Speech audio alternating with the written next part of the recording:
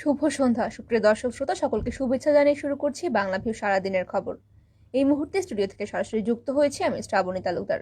এই অনুষ্ঠানের মাধ্যমে আমরা সাধারণত জানিয়ে দেওয়ার চেষ্টা করি সারাদিনে ঘটে যাওয়া গুরুত্বপূর্ণ কিছু ঘটনা সংক্ষিপ্ত রূপে। এই মুহূর্তে লাইভটি আপনারা একসঙ্গে দেখতে পাচ্ছেন একই সঙ্গে বাংলা ভিউ এবং সিলেট ভিউর পেজ থেকে। চলুন জেনে নেওয়া যাক সারাদিনের কিছু গুরুত্বপূর্ণ ঘটনা। হবিগঞ্জের শায়েস্তাগঞ্জে দুটি বাস ও একটি ট্রাকের ত্রিমুখী সংঘর্ষের ঘটনায় আহত আরও একজনের মৃত্যু হয়েছে এবং আজ শনিবার সকাল 10টার দিকে Sylhet MAG Osmani medical college হাসপাতালের 11 নম্বর ওয়ার্ডে চিকিৎসাধীন অবস্থায় তার মৃত্যু হয়। দুর্ঘটনায় এই নিয়ে মৃতের সংখ্যা দাঁড়িয়েছে 5। পুলিশ ও হাসপাতাল সূত্রে জানা গেছে ভর্তির তথ্য ওই খাতায় তরুণের নাম পরিচয় লিপিবদ্ধ করা হয়নি। তার বয়স আনুমানিক 18 বছর। Sylhet MAG Osmani medical college হাসপাতালের নিউরোসার্জারি বিভাগের চিকিৎসক বলেছেন, গতকাল শুক্রবার দিবাগত রাত 2:45টার দিকে তাকে আশঙ্কাজনক অবস্থায় হাসপাতালে ভর্তি করা হয়েছিল এবং শায়েস্তাগঞ্জ হাইওয়ে থানার ভারপ্রাপ্ত কর্মকর্তা মইনুল ইসলাম জানিয়েছেন, নিহত তরুণের নাম পরিচয় জানার চেষ্টা চলছে। এলাকাবাসী ও স্থানীয় সূত্রে জানা গেছে, গতকাল রাত 10:30টার দিকে ঢাকা চট্টগ্রাম মহাসড়কে শায়েস্তাগঞ্জ উপজেলার উরুকান্দি এলাকায় ঢাকাগামী পাথর বোঝা একটি ট্রাকের ট্রাকটি দ্রুতগতিতে পালানোর সময় বিপরীত দিক থেকে আসা সিলেটগামী আশিক পরিবহনের সঙ্গে এবং ধাক্কা লাগে আরেকটি যাত্রীবাহী বাসের এবং এ সময় পিছনে থাকা শ্যামলী পরিবহনের আরেকটি বাস দুর্ঘটনা কবলিত ট্রাকটিকে ধাক্কা দেয় এবং এতে ঘটনাস্থলে প্রাণ হারান দুজন। খবর পেয়ে শায়েস্তাগঞ্জ হাইওয়ে থানা পুলিশ ও ফায়ার সার্ভিসের লোকজন ঘটনাস্থলে পৌঁছে যাত্রীদের উদ্ধার করেন। এরপর 20 যাত্রীকে হবিগঞ্জ সদর হাসপাতালে পাঠানো হয় এবং সেখানে আরও 2 জনের মৃত্যু হয় এবং এই নিয়ে এখনো পর্যন্ত মৃতের সংখ্যা দাঁড়িয়েছে 5। দ্রব্যমূল্য বৃদ্ধির প্রতিবাদে সারা দেশে আগামী 28 মার্চ আধাবেলা হরতাল ডেকেছে বাম গণতান্ত্রিক জোট এবং তাদেরকে সহযোগিতা করার আশ্বাস দিয়েছে বিএনপি। শুক্রবার রাজধানীর পল্টনে কমিউনিস্ট পার্টির অফিসে বুধবার সংবাদ সম্মেলনে এই কর্মসূচির ঘোষণা দিয়েছেন জোটের সমন্বয়ক সাইফুল হক। তিনি জানিয়েছেন, আগামী 28 মার্চ সকাল 6টা থেকে দুপুর 12টা পর্যন্ত সারা দেশে আধাবেলা হরতাল কর্মসূচি পালিত হবে এবং সমাজ সম্মেলনে এ সময় আরও উপস্থিত ছিলেন জোটের সাবেক সমন্বয়ক বদরুল রশিদ। বাসদের পক্ষ থেকে জানানো হয়েছে, আগামী 13 থেকে 17 মার্চ সারা দেশে পথসভা, পদযাত্রা, মানববন্ধন এবং জনসংযোগ সহ নানা কর্মসূচি পালন করা হবে এবং আগামী 28 মার্চ আধাবেলা পালন করা হবে হরতাল। সংবাদ মাধ্যমে হারিস চৌধুরীর মৃত্যুর খবর প্রকাশের পর এখনো অবধি তার খোঁজ খবর চালাচ্ছে পুলিশ কর্মকর্তারা বলেছেন, ইন্টারপোলের রেড নোটিশভুক্ত এই আসামি জীবিত না মৃত সে সম্পর্কে তারা আনুষ্ঠানিকভাবে এখনো কিছু জানেন না। পুলিশ সদর দফতরের ডিআইজি হায়দার আলী খান গণমাধ্যমকে জানিয়েছেন, তথ্য প্রমাণ ছাড়া হারিস চৌধুরীর মৃত্যু সংবাদ সম্পর্কে আনুষ্ঠানিকভাবে এখনো কিছু বলা যাচ্ছে না। উল্লেখ্য, তিনি 21 আগস্ট গ্রেনেড মামলায় যাবজ্জীবন দণ্ডপ্রাপ্ত আসামি। এর বাইরে তার বিরুদ্ধে আরও বেশ কিছু মামলা রয়েছে। মামলাগুলো তদন্তকারী কর্মকর্তাদের হারিস চৌধুরী সম্পর্কে খোঁজ খবর নিয়ে প্রতিবেদন লিখতে বলা হয়েছে। বিএনপির চেয়ারপারসন বেগম খালেদা জিয়ার রাজনৈতিক সচিব হারিস চৌধুরী মারা গেছেন বলে চলতি বছরের শুরুর দিকে খবর ছড়িয়ে পড়ে। গত 11 জানুয়ারি হারিস চৌধুরীর চাচাতো ভাই সিলেট জেলা বিএনপির সাবেক সভাপতি সাবেক চেয়ারম্যান আশিক উদ্দিন চৌধুরী ফেসবুকে একটি স্ট্যাটাস দেন এবং এতে তিনি হারিস চৌধুরী ও তার ছবি যুক্ত করে মৃত্যুর খবরটি জানিয়েছেন। হারিস চৌধুরী মারা গেছেন কিনা, তার মৃত্যু লন্ডনে না ঢাকায় হয়েছে, এই নিয়ে অস্পষ্টতার মধ্যে 6 মার্চ ওই পত্রিকা আরেকটি প্রতিবেদন প্রকাশ করা হয় এবং 2004 সালের 21 আগস্ট গ্রেনেড হামলায় 2018 সালের 10 অক্টোবর হারিস চৌধুরীর যাবজ্জীবন কারাদণ্ড হয়। পুলিশ সদর দফতর সূত্র জানিয়েছে, হারিস চৌধুরীর মৃত্যুর খবর ছড়িয়ে পড়ার পর পুলিশ সদর দফতরের এনসিবি শাখা থেকে তার সম্পর্কে তথ্য জানার জন্য বলা হয়েছে এবং এনসিবি শাখা ইন্টারপোলের সঙ্গে যোগাযোগ রাখছে। রেড নোটিশভুক্ত কোনো আসামির পরোয়ানা প্রত্যাহারের কথা ইন্টারপোলের কাছে এনএসবিকেই জানাতে হয়। এর পরিপ্রেক্ষিতে পুলিশ সদর দপ্তরে চিঠি পাঠায় পুলিশের অপরাধ তদন্ত বিভাগ সিআইডির তত্ত্বাবধানে এখনো বিষয়টি নিয়ে তদন্ত চলছে এবং এতে যুক্ত আছে সিলেট জেলা পুলিশ। কুলাউড়ায় দিন দিন বৃদ্ধি পাচ্ছে অল্প বয়স্ক বেপরোয়া মোটরসাইকেল চালকদের দৌরাত্ম্য। উঠতি বয়সী তরুণদের মোটরসাইকেলের দৌরাত্ম্য উচ্চ শব্দ ব্যবহার করে বেপরোয়া গতিতে ট্রাফিক আইন অমান্য করে উপজেলায় দাপিয়ে বেড়াচ্ছে তারা। ফলে প্রায় সময় একের পর এক ছোট বড় দুর্ঘটনা লেগেই রয়েছে। ট্রাফিক পুলিশ বলছে, দলীয় বড় ভাইদের নাম বিক্রি করে তারা অনেকটাই বেপরোয়া চলাফেরা করে এবং তাদেরকে নিয়ন্ত্রণ করা যাচ্ছে না। জানা গেছে, কুলাউড়া শহর ও শহরের বাহিরে প্রতিদিন উঠতি বয়সের ছেলেরা বেপরোয়া গতিতে বিভিন্ন মডেলের মোটরসাইকেল চালিয়ে থাকেন এবং এদের বেশিরভাগেরই বয়স 13-14 থেকে 17-18 পর্যন্ত। শহর ও শহরের বাইরের ওইসব চালকরা রাস্তায় মোটরসাইকেল বেপরোয়া গতিতে চালায় এবং প্রচণ্ড শব্দ করে চালায়। এদিকে অধিকাংশেরই নেই রেজিস্ট্রেশন এবং কারো কারো নেই ড্রাইভিং লাইসেন্সও। পুলিশ বলছে, তাদের আটক করলে বিভিন্ন দলের নেতা সহ বিভিন্ন জনের তদবিরের কারণে মামলা ছাড়াই ছেড়ে দিতে হচ্ছে। সচেতনরা বলেছেন এসব অপ্রাপ্তবয়স্ক তরুণরা এমনভাবে গাড়ি চালায়, তাদের গাড়ির শব্দ এবং দ্রুতগতির কারণে আতঙ্কিত হয়ে পথ চলতে হয়। অনেকে অবৈধ মোটরসাইকেল নিয়ে নির্জনে গিয়ে মাদক সেবন, চুরি, ছিনতাই সহ নানা অপকর্ম করছে। এ ব্যাপারে কুলাউড়া ট্রাফিক জোনের ইন্সপেক্টর মোহাম্মদ মিজান জানিয়েছেন, এসব রোধে নানাভাবে অভিযান চালিয়েও নিয়ন্ত্রণ করা যাচ্ছে না। তাদের নিয়ন্ত্রণে কুলাউড়ার সর্বস্তরের জনগণের সহযোগিতা কামনা করা হচ্ছে। বিয়ানীবাজার থানা পুলিশ দুধর্ষ এক অপরাধীকে আটক করেছে। রাসেল আহমদ নামে আটককৃত যুবক ছিনতাই, অপহরণ, চুরি সহ বিভিন্ন অপরাধে জড়িত। সে উপজেলার পৌরসভার নিদনপুর গ্রামের উস্তার আলীর পুত্র। শুক্রবার সন্ধ্যায় বিয়ানীবাজার পৌর শহরের আজির মার্কেট থেকে স্থানীয় জনতা তাকে আটক করে পুলিশের সুপর্দ করেছে। পুলিশ জানায়, গত 10 মার্চ আব্দুল বাড়ি নামে এক দোকান কর্মচারীকে রামকৃষ্ণ মিশন এলাকায় পথরোধ করে তার গলায় ছুরি ধরে তার হাতে থাকা মোবাইল, ঘড়ি এবং নগদ 10,000 টাকা ছিনতাই করে নিয়ে যায় এবং ঘটনাক্রমে পরদিন শুক্রবার সন্ধ্যায় পৌর আজির মার্কেট এলাকায় ওই ছিনতাইকারীর সঙ্গে রাসেলের সঙ্গে ছিনতাইয়ের শিকার হওয়া আব্দুল বাড়ির দেখা হয়ে যায়। তাৎক্ষণিক সে চিৎকার করে আশেপাশের মানুষকে জড়ো করে এবং তাদের সহযোগিতায় তাকে আটক করে। পরে স্থানীয় জনতা তাকে পুলিশের সুপর্দ করেছে। এ সময় তার কাছ থেকে একটি ছুরি ও ছিনতাই করে যাওয়া মোবাইলটিও উদ্ধার করা গেছে। আটকের পর তাকে জিজ্ঞাসাবাদ করে পুলিশ। এ সময় সে জানায়, শুধু ছিনতাই নয়, সম্প্রতি বিয়ানীবাজার পিএইচপি সরকারি প্রাথমিক বিদ্যালয়ের শিক্ষার্থী আব্দুল্লাহ আল ফাহাদকে অপহরণ এবং হত্যার চেষ্টায় জড়িত ছিল রাসেল। পুলিশ বলছে তার বিরুদ্ধে বিভিন্ন থানায় একাধিক মামলা রয়েছে। শনিবার তাকে আদালতের মাধ্যমে জেল হাজতে প্রেরণ করা হয়েছে। করোনা সংক্রমণ কমায় গত 22 ফেব্রুয়ারি থেকে মাধ্যমিক পর্যায়ে সীমিত পরিসরে ক্লাস চলছে। বর্তমানে পরিস্থিতি নিয়ন্ত্রণে থাকায় আগামী মার্চ থেকে পুরোদমে ক্লাস শুরু হবে বলে জানিয়েছেন শিক্ষামন্ত্রী ডক্টর দীপু মনি। আজ শনিবার রাজধানীর টিকাটুলের শেরে বাংলা বালিকা মহাবিদ্যালয় ভবন উদ্বোধনকালে তিনি এসব তথ্য জানান। মন্ত্রী বলেন, করোনা পরিস্থিতির কারণে আমরা এতদিন ক্লাস শুরু করতে পারিনি এবং এখন পরিস্থিতি স্বাভাবিক রয়েছে। শিক্ষার্থীদের সবাইকেও প্রায় টিকার আয়তা নিয়ে আনা হয়েছে এবং এই অবস্থায় আগামী 15 মার্চ থেকে স্বাভাবিক নিয়মে আবার পুরোদমে ক্লাস শুরু হবে। তিনি বলেন, শিগগিরই আনুষ্ঠানিকভাবে নোটিশ দেওয়া হবে। একই সঙ্গে নোটিশে শিক্ষক-শিক্ষার্থীদের করণীয় সম্পর্কে বলে দেওয়া হবে।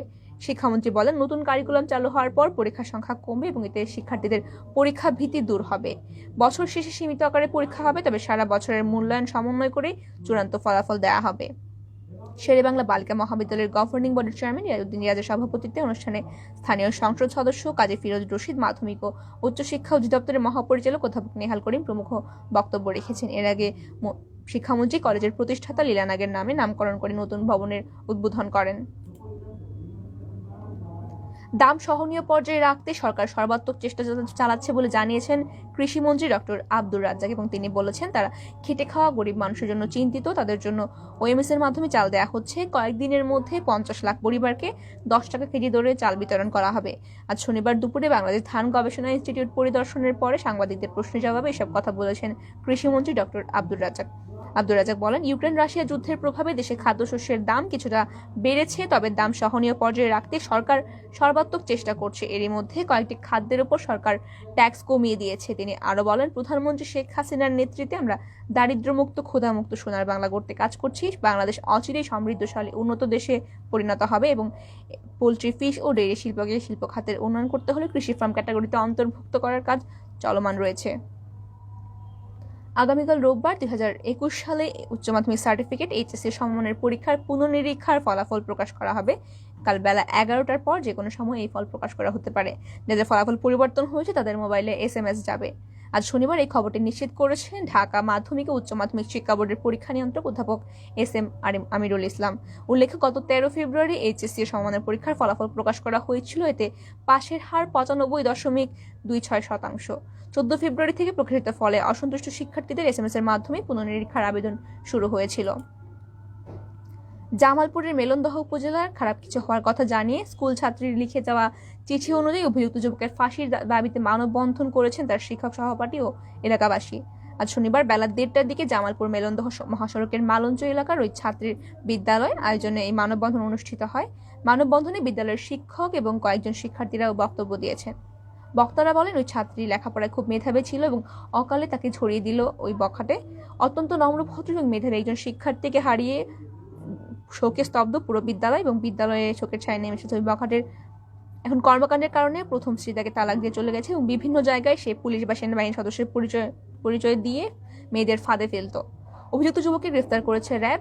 আজ বেলা 11:30টার দিকে জামালপুরের র্যাব 14 কোম্পানি কমান্ডারের কার্যালয়ে র্যাবের এক সংবাদ সম্মেলনে তথ্যটি জানানো হয়েছে। গ্রেপ্তারকৃত যুবকের নাম মোহাম্মদ তামিম আহমেদ ওরফে স্বপন। তিনি মেলন্দহ উপজেলার বাসিন্দা।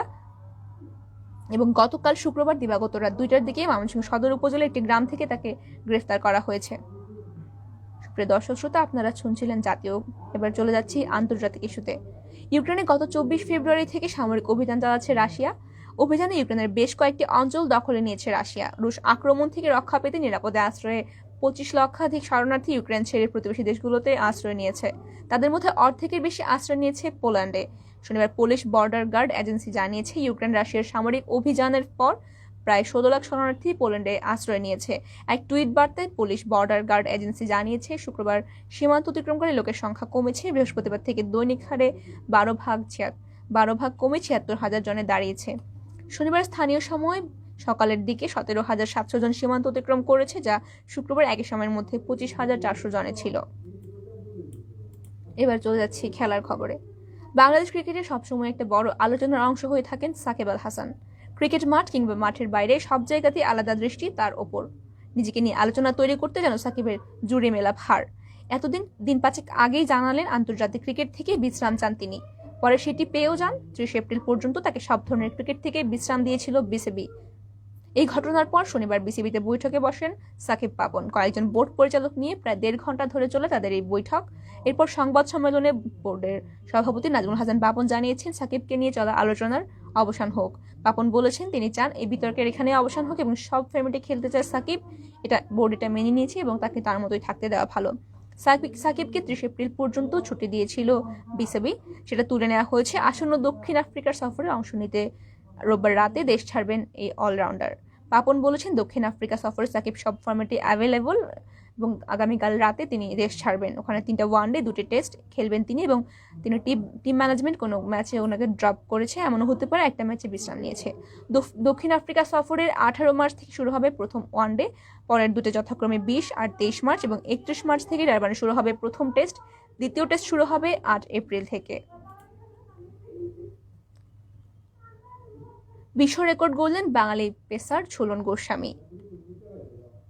উত্তর ভারতেরই বাঙালি পেসার তার বোলিং জাদুতে বিশ্বকাপের ইতিহাসে নিজের নামটি স্মরণীয় করে রেখেছেন। পশ্চিমবঙ্গতে নদিয়া জন্ম নেওয়া এই পেসার নিজের নামটি স্মরণীয় করেছেন ক্রিকেট বোর্ডে। আজ শনিবার নারী ওয়ানডে বিশ্বকাপে ওয়েস্ট ইন্ডিজের বিপক্ষে 155 রানের বিশাল ব্যবধানে জিতেছে ভারত। সেখানে ঝুলনের অবদান কেবল 6 ওভারে 43 রান খরচায় 1টি উইকেট। আর এই এক উইকেটের সুবাদে বিশ্ব রেকর্ড গড়েছেন 39 বছর বয়সী এই তারকা। নারীদের ওয়ানডে ক্রিকেটে আগে সর্বোচ্চ উইকেট ধারে ছিলেন ঝুলন। এবার নারী ওয়ানডে বিশ্বকাপে সর্বোচ্চ উইকেটের মুকুট মাথা নিলেন তিনি। অস্ট্রেলিয়ার লিন ফুলস্টনের নেওয়া 39 উইকেটের রেকর্ড ভেঙে বিশ্বকাপে ঝুলনের উইকেট সংখ্যা এখন 40টি। সুপ্রিয় দর্শক শ্রোতা, আপনারা শুনছিলেন জাতীয় এবং আন্তর্জাতিক কিছু ইস্যু। শেষ করার আগে জানিয়ে দেব সারা দেশের করোনা পরিস্থিতি। দেশে গত 24 ঘন্টায় করোনা নতুন করে আক্রান্ত হয়েছেন 198 জন এবং মারা গেছেন 3 জন। প্রায় 3 মাস ধরে করোনার শনাক্ত 200 নিচে নামলো, এবং এর আগে একদিনে এর চেয়ে রোগী শনাক্ত হয়েছিল গত বছরের 18 ডিসেম্বর। ওই দিন করোনা শনাক্ত ছিল 122 জনের। আজ শনিবার বিকেলে স্বাস্থ্য অধিদপ্তরের সংবাদ বিজ্ঞপ্তিতে তথ্যটি জানানো হয়েছে। স্বাস্থ্য অধিদপ্তর জানিয়েছে, 24 ঘন্টায় সারা দেশে 11,183টি নমুনা পরীক্ষা করা হয়েছে এবং পরীক্ষার বিপরীতে রোগী শনাক্তের হার 1.77%। আগের দিন 13,801 জনের নমুনা পরীক্ষা করা হয়েছিল, তখন শনাক্তের হার ছিল 1.86। একই দিনে শনাক্ত হয়েছিল 257 জন আর মৃত্যু হয়েছিল 5 জনের। সর্বশেষ 24 ঘন্টায় 3 জনের মৃত্যু হয়েছে, তারা 3 জনই পুরুষ। সংক্রমণের বৃদ্ধির ধারাবাহিকতায় দৈনিক রোগী শনাক্ত 15,000-এর উপরে উঠেছিল। 3 ফেব্রুয়ারি পর্যন্ত তা 10,000-এর উপরেই ছিল। এরপর নিয়মিতভাবে রোগী শনাক্তের হার কমে আসছে। দেশে করোনার সংক্রমণ কমায় আবারও শিক্ষা প্রতিষ্ঠান খুলে দেওয়া হয়েছে, তুলে নেওয়া হয়েছে সব ধরনের বিধিনিষেধ। সুপ্রিয় দর্শক শ্রোতা, আপনারা শুনছিলেন সারাদিনের ঘটে যাওয়া গুরুত্বপূর্ণ কিছু ঘটনা। এতক্ষণ সঙ্গে থাকার জন্য সকলকে অসংখ্য ধন্যবাদ। সবাই ভালো থাকুন, সুস্থ থাকুন এবং আমাদের সঙ্গেই থাকুন।